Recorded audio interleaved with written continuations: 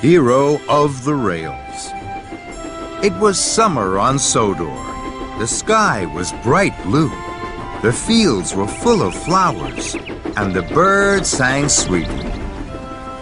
As Thomas filled up with water, he felt very happy.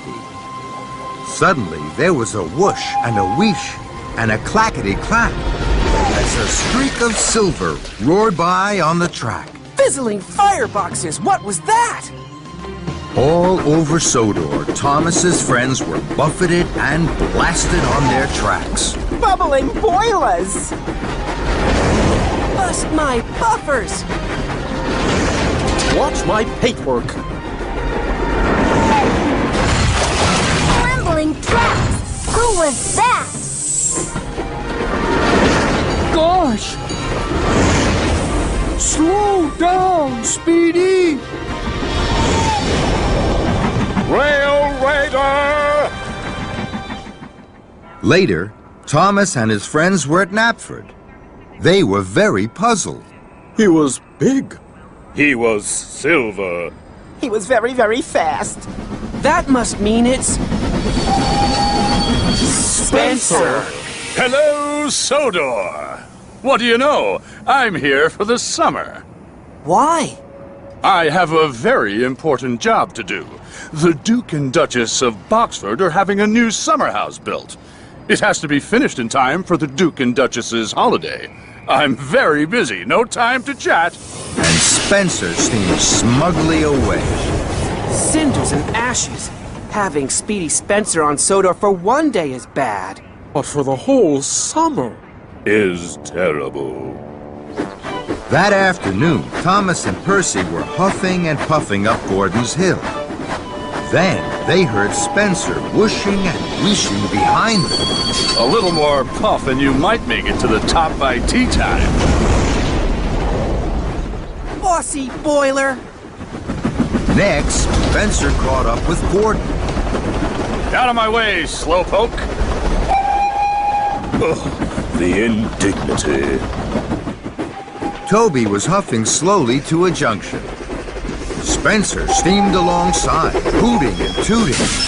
It looks like you're too old now to be really useful, Toby.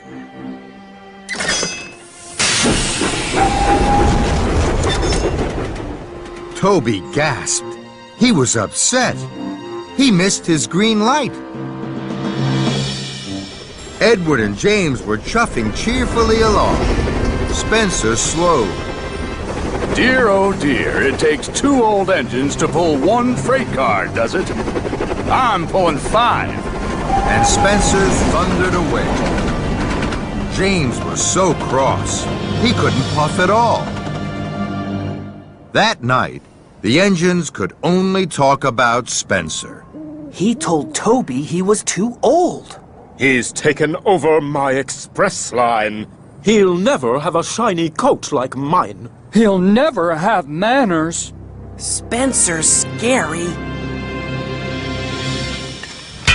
The next day, Thomas was at Brendam Docks. He had a heavy flatbed of machinery to collect. Spencer was there. He was being coupled up to 5 flatbeds of building materials. Dear, oh dear, Thomas. It's just as well the Duke and Duchess don't have a tiny toy tank engine like you. The summer house would never be finished. What do you mean? I mean, Thomas, you just can't pull heavy loads. Thomas was upset, and so were the other engines. This time, Spencer had gone too far. Yes, I can. I can pull just as heavy loads as you. Yes, he can. Even heavier. Thomas is not a toy. He's a really useful engine. And he's very strong. The Sodor engines didn't scare Spencer. An idea had bubbled in his boiler. Very well, Thomas. Meet me tomorrow at dawn at the shunting yards.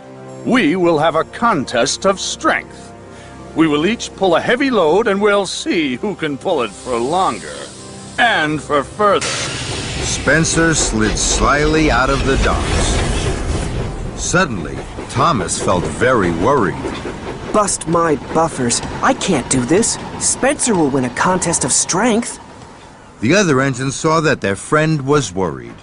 You're the #1 engine on Sodor, and you'll show Spencer that Sodor engines are more special than he is.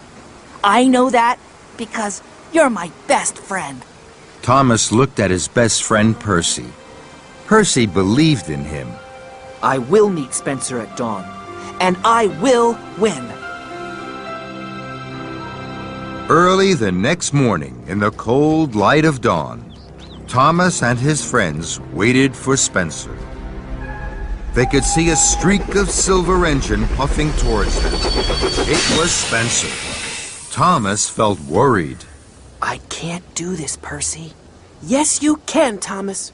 You always tell us we can do whatever we want to. So can you.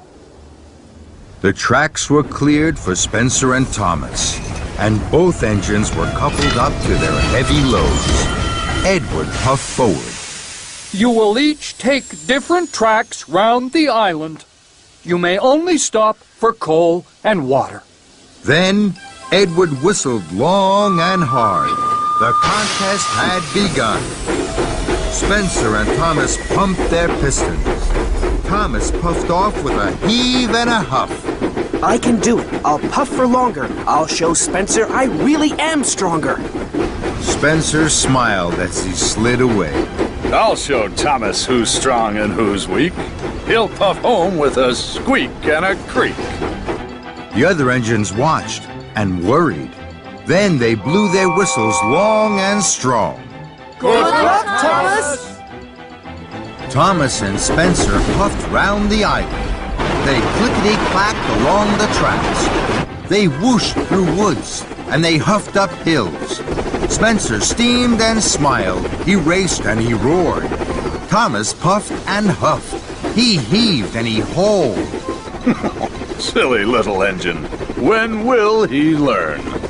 You can do whatever you want to, and I want to win! Thomas was huffing up a steep slope. He was puffing and panting, and his axles ached.